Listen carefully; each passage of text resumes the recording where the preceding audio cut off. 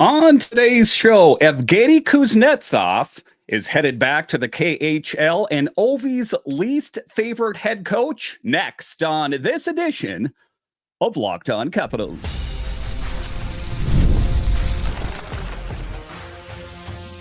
Your Locked On Capitals, your daily podcast on the Washington Capitals, part of the Locked On Podcast Network, your team every day.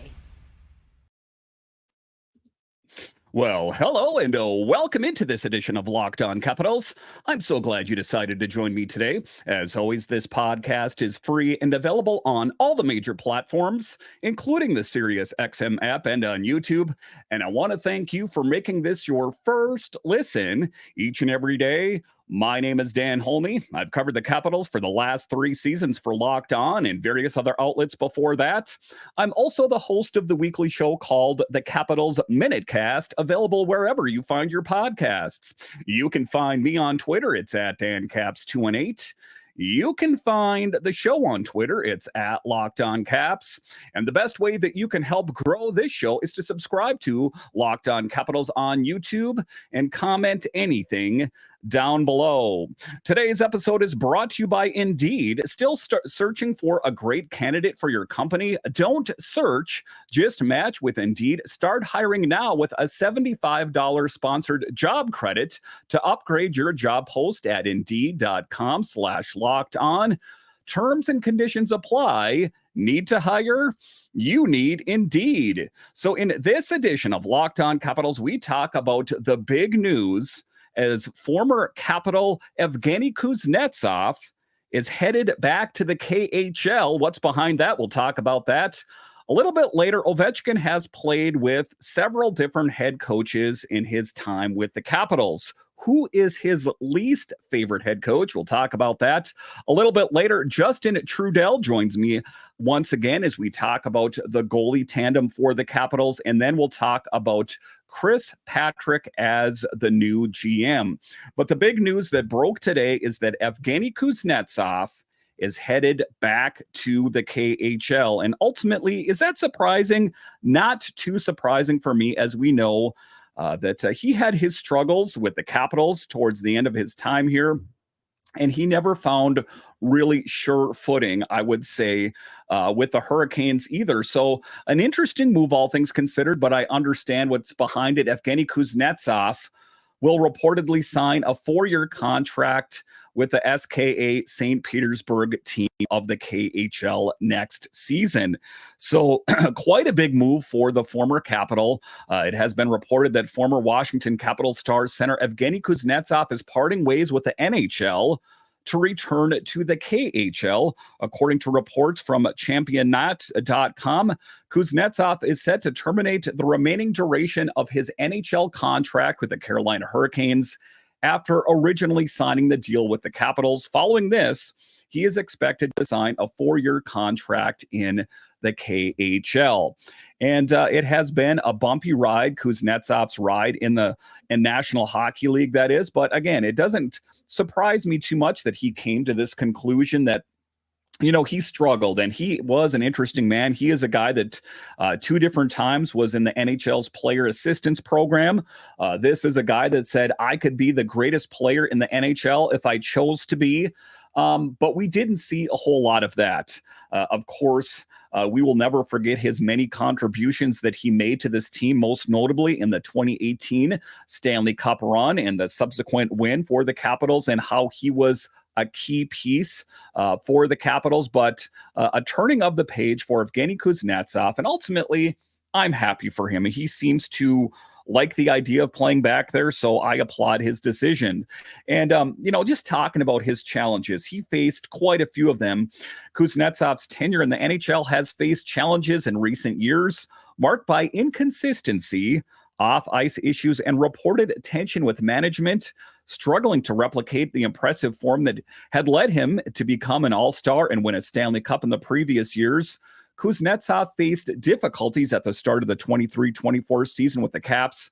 Subsequently, he entered the NHLPA Players Assistance Program after the 2024 NHL All-Star break and requested a trade. And it wasn't just one request. He was not happy with the way things were going in Washington, most notably with the previous head coach, Peter Laviolette. And there was hope that current head coach Spencer Carbery could be the guy to coax out that great Kuzi player that we've seen before. But he struggled, and he was even scratched. And you could tell that his time was coming to an end. And then the Capitals had to make the tough decision. He went into the NHL's Player Assistance Program and then was subsequently waived by the Capitals. An interesting time for a guy that was a former first-round pick. Talking about recent performance and career in the NHL, during the last season, Kuzi played in 63 games, split between the Caps and the Canes, contributing 8 goals and 16 assists for a total of 24 points. Moreover, he tallied 4 goals and 2 assists in 10 playoff games for the Hurricanes. Over his 11-year NHL career, Kuzi amassed 575 points in 743 total games, clinching the Stanley Cup in 2018 and securing 4 seasons with over 70 points. So, I mean, we can't take that away from him. At one time, he was a really great player. Prior to joining the Capitals, he played for his hometown club in the KHL. So a return to home for Evgeny Kuznetsov, it was trending in that direction. I don't think that was too surprising to anyone, but his time in the NHL does appear to have come to an end. Capitals forward Evgeny Kuznetsov expressed gratitude for the opportunity to continue playing in the NHL after being placed on waivers. This happened after he was sent to the Canes. General manager Brian McClellan emphasized that this move represents a fresh start for Kuzi, who has been seeking a change in environment. And as it turns out, that change, even after he went to the Hurricanes, well, he just doesn't fit in, or he doesn't feel like he fit in, or maybe just wanted to change. Head coach Spencer Carbery acknowledged the impact of his decision on the team, recognizing Kuznetsov's long-standing presence within the organization. Despite recent challenges, Kuzi's past contributions, including leading the team in scoring during their Stanley Cup victory in 2018, have left a lasting impression on the Capitals. So it is one of the things that I'm happy for the player. He didn't want to necessarily continue his future in the NHL, not with the Capitals, not with the Hurricanes, or maybe he saw the writing was on the wall that his time was going to come to an end. And it was an interesting thing that, before the Hurricanes, there was a lot of questions. Would he have a future? As we remember, he was actually going to play for the AHL Hershey Bears before he got scooped up by the Hurricanes. So a tumultuous time in the NHL, I guess, is what I'm going to say about Kuzi's time in the NHL. But just let's remember what he meant to this team when he was playing really dialed in. 2018, I think that oftentimes it's easy to remember, his last couple of years playing in the NHL, on the Capitals in particular, and say he was just a really poor hockey player. And he was in part, but we can never take away the dynamic, great player that Kuzi was when he was dialed in. I'm talking vintage 2018. Kuzi was a force to be reckoned with. All right, so coming up here after the break, Alex Ovechkin has played for quite a few different head coaches with his time in Washington. But who is his least favorite coach that he's played for? I'll discuss straight ahead.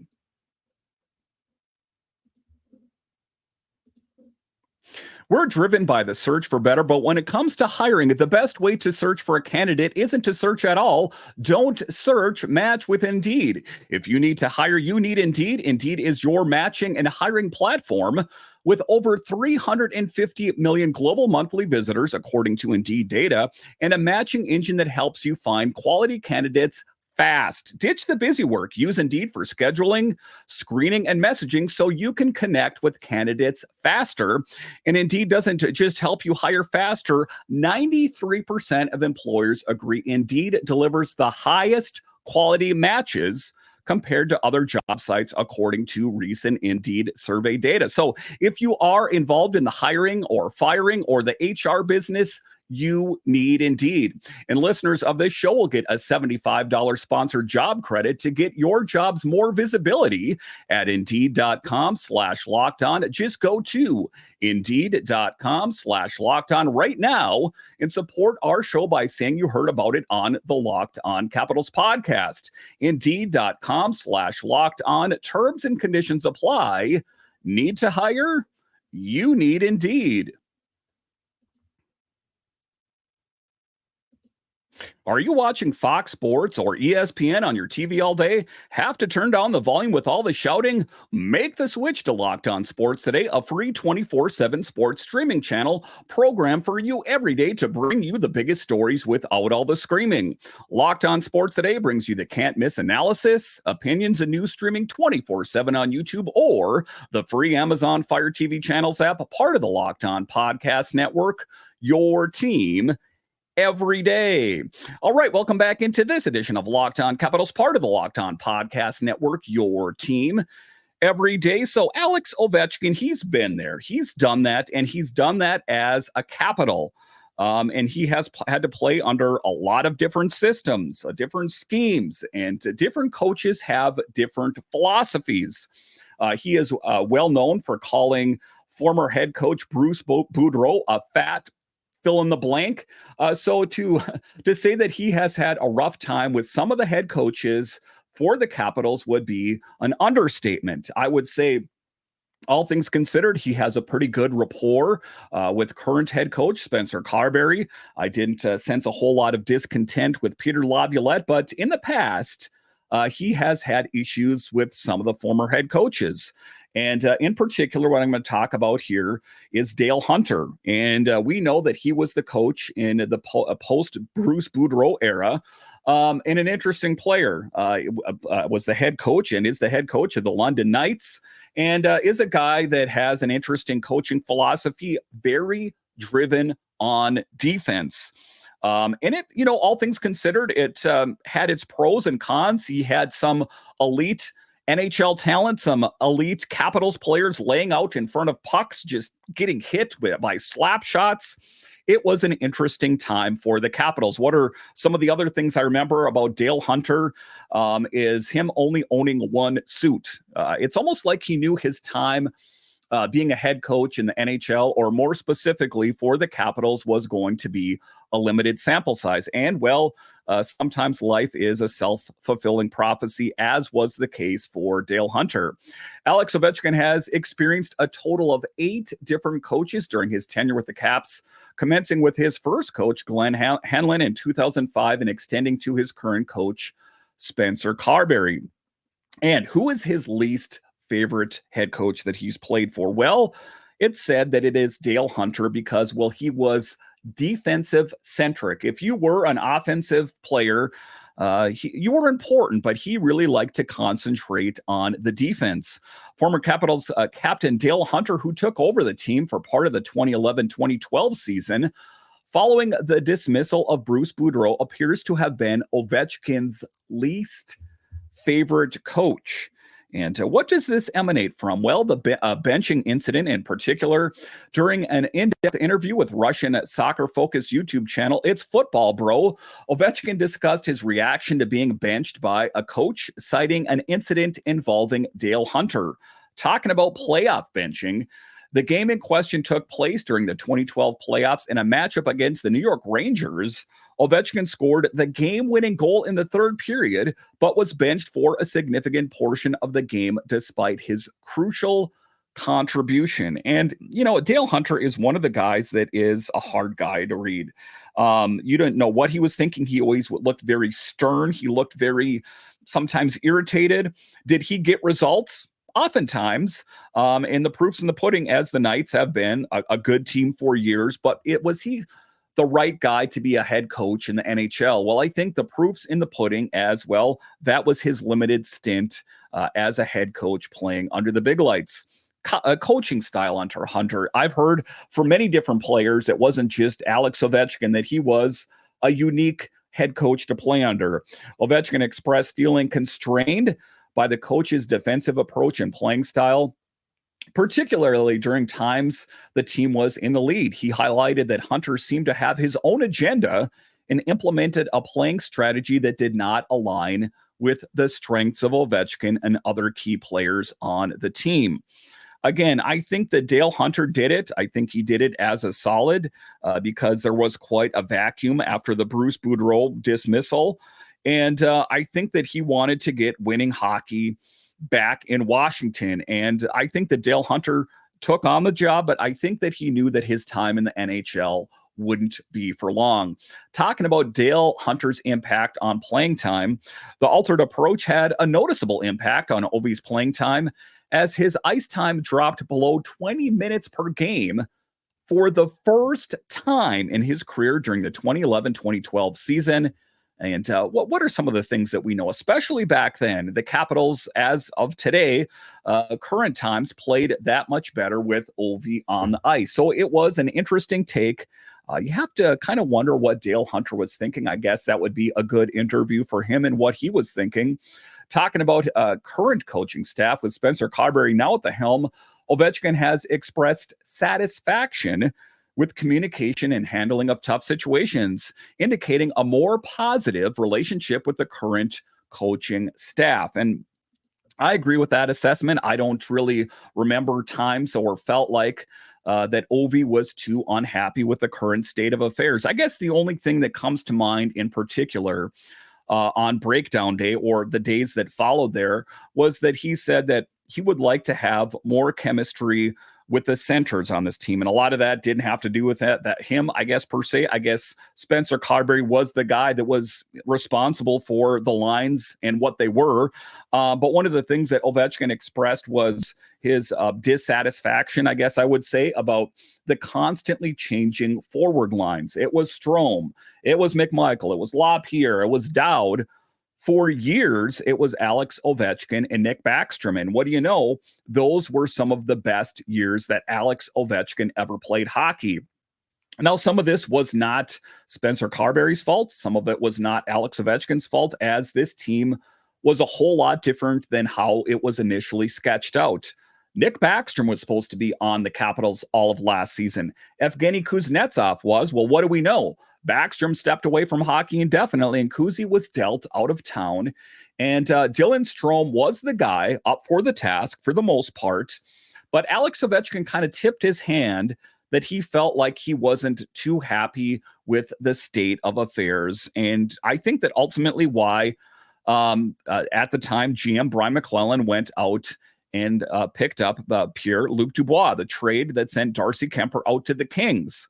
So it's interesting. And the reason I'm talking about this is because I think that Alex Ovechkin, all things considered, is happy with the way things are with the team, as was mentioned by former GM Brian McClellan, saying, what was Ovi's response to the movement on July 1st? And around that time, he didn't have a whole lot to say other than a thumbs up emoji. So I think that Alex Ovechkin is happy. I think that he's happy that Mac went out and picked up that center that, at least on paper, is going to be that top line center that the Capitals were looking for. Is Pierre-Luc Dubois going to be that guy? Is he going to have that chemistry with Alex Ovechkin? So all things considered, I think that Ovi is happy with things. I think that he is happy now that Mac went out and picked up that guy that could very well be that top line center. And if you kind of widen the lens a little bit more, I think he's happy that, the scoring isn't resting squarely on his shoulders. I know that Dylan Strome, for the aligned share of the season, was the leading scorer on the team, and Alex Ovechkin turned on the Jets after the All-Star break. But it's good that they have options in Pierre-Luc Dubois. They also went out and signed Andrew Mangiapane. So I think the Capitals on paper are in a lot better position. Not to mention, Alex Ovechkin cares about this team. It's about scoring, of course, but also the defense. The defense has to keep you in the games. And the additions of Jacob Chychrun and Matt Roy, of course, well, that had to make him happy as well. So it's interesting that we can almost kind of, Alex Ovechkin still has some years left on his contract, but we can also kind of almost look back retrospectively on his career, as he has played for quite a long time in the NHL. And it's interesting, of all the coaches that he has played under, that Dale Hunter, who was a head coach for the Capitals for a very small amount of time, was his least favorite coach. Maybe that kind of tips the hand why he was a head coach for such a small amount of time. I know that Dale Hunter wasn't necessarily in love with the idea of being the head coach in the NHL. I think he was quite content where he was, but I think he did it as a solid to the Capitals, a team that he had played for. So interesting times to kind of look at it, to hear Alex Ovechkin's insight on his thoughts on the Capitals, the different coaches that have come and gone. And the good thing that Alex Ovechkin, I think, is in a good spot now with Spencer Carbery as this new head coach, that Chris Patrick is the new GM. I think the Capitals are in a better position right now than they have been in some years. All right, so coming up here after the break, Justin Trudel of NovaCaps joins me once again as we talk about the Capitals acquiring Cap Friendly, the net minding situation, and what does adding Chris Patrick as the new GM for the Capitals mean? I'll discuss straight ahead.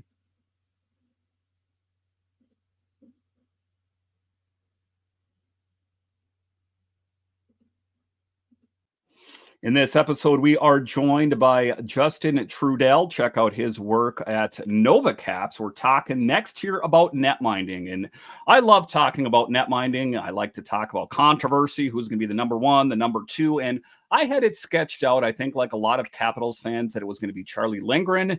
And this is going to be Hunter Shepard, Shep Daddy's time to shine.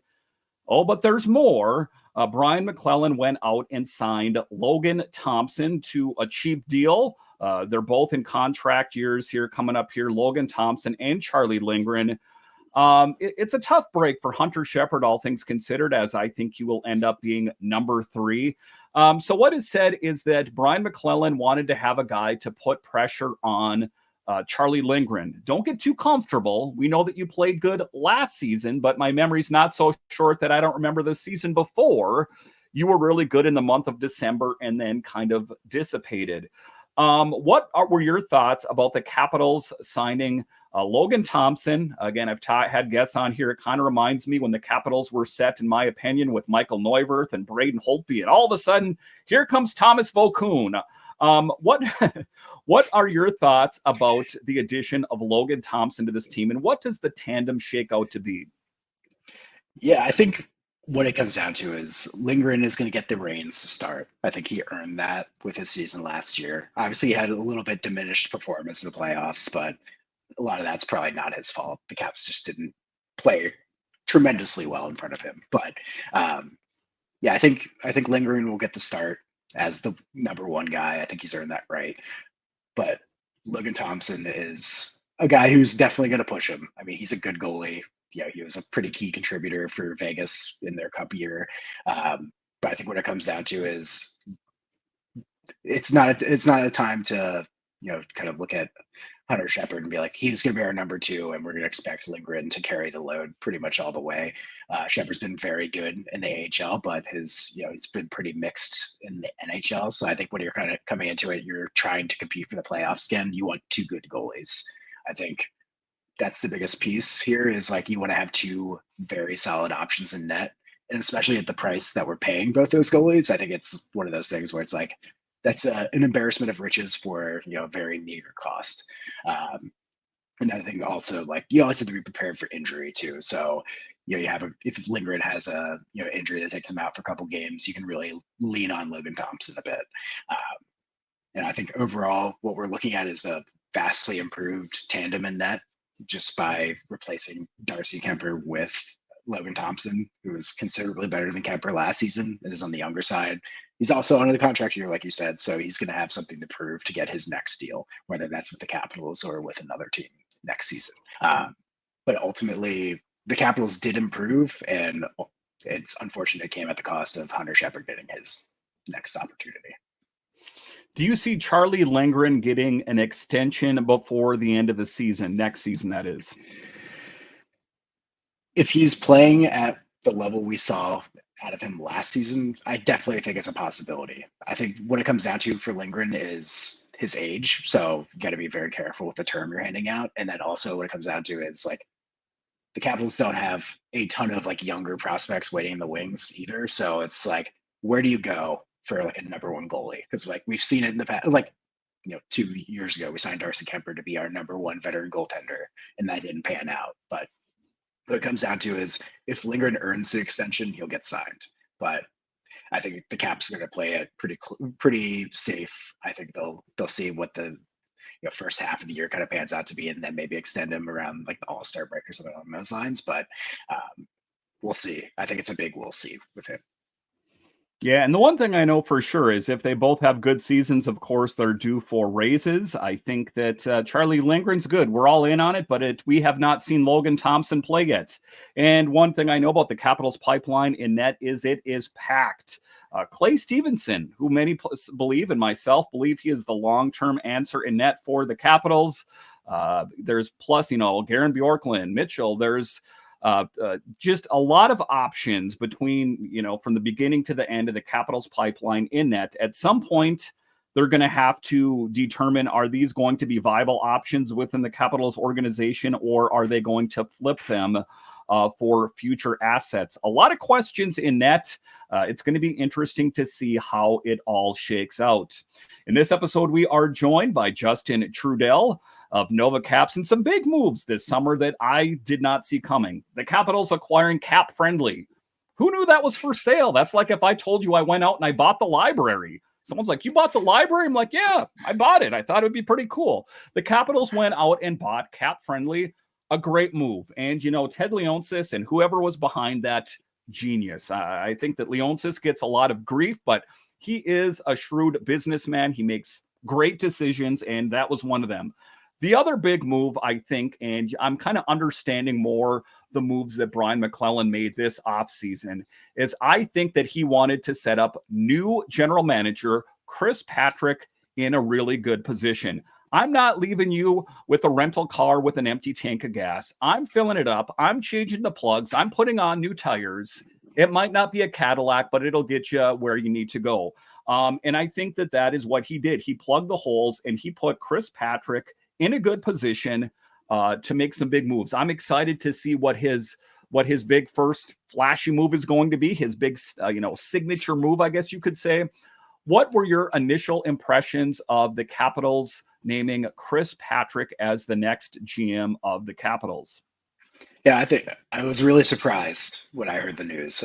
Especially after the flurry of moves, I was like, oh, Brian McClellan's cooking now. Like he's going to go into this offseason or into this regular season and really see how everything goes and where the direction of this team is going to lead us. But I think, Chris Patrick's been around the team for quite a long time. I think it was 16 years or something along those lines. So it's going to be interesting to see how everything pans out. I'm wondering if it's going to be kind of like what Vegas did with George McPhee, boosting him up to president of hockey operations and promoting Kelly McCrimmon to be his GM. I'm also interested to see how much power or control of the roster Chris Patrick has, and if that's really just like a give or take or collaboration with McClellan.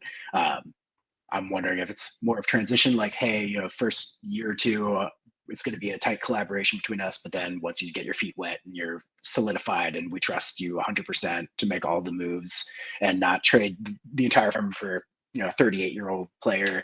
I think maybe McClellan can step back and look more at the business side of hockey operations, but it'll be interesting to see what his moves are. I'm really interested to see also how much of an impact he had on the moves this offseason and what that looks like. And I'm also wondering if the new kind of direction of immediately signing all these draft picks to ELCs that might not be even eligible to play in Hershey the next couple years, if that's a new kind of a concerted effort by a Chris Patrick-led team to get these players under contract as soon as possible, so you don't have to worry about that moving forward. You get the entry-level slide, so you don't have to worry about that. But it does take up roster spots ultimately.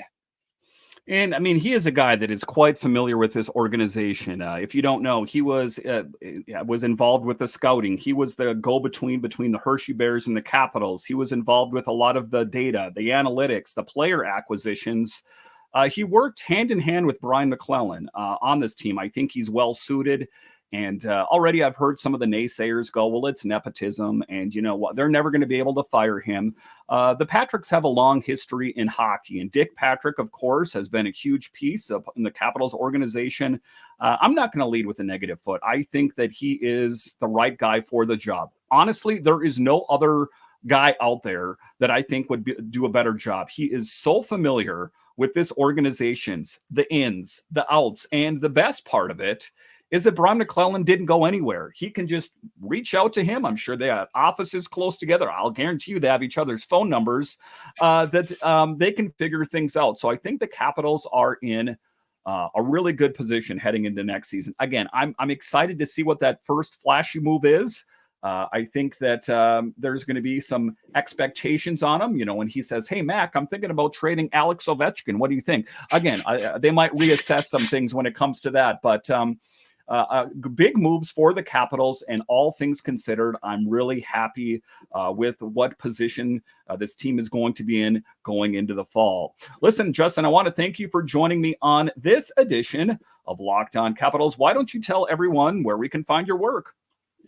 Yeah, you can find my work on novacapsfans.com or on Twitter and Facebook under Novacaps profile. So my articles will be posted there, or links to my articles will be posted on socials. You can also find me on Twitter at StayTrue20. All right. Thank you for joining me on this episode. And I want to thank all of you for joining me on this edition of Locked On Capitals, your only daily year-round podcast covering the Washington Capitals. And I want to thank all of you that listen on the audio side and watch this on YouTube. You are what makes this show successful. When you're done here, head on over to Locked On's 24/7 streaming channel, available on the free Amazon Fire TV Channels app and on YouTube. All right, once again, I want to thank you for joining me on this edition of Locked On Capitals, part of the Locked On Podcast Network, your team every day. My name is Dan Holme, and I'll talk to you again next time.